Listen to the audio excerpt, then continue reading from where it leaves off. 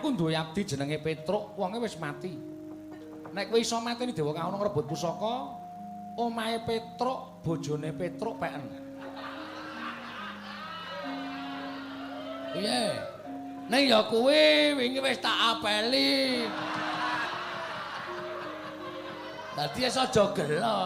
Critane kaya sisane si Yuyu Kangkang ngono ora masalah, ora masalah. Isih sip kok. Bojone Petruk isih sip, yakin.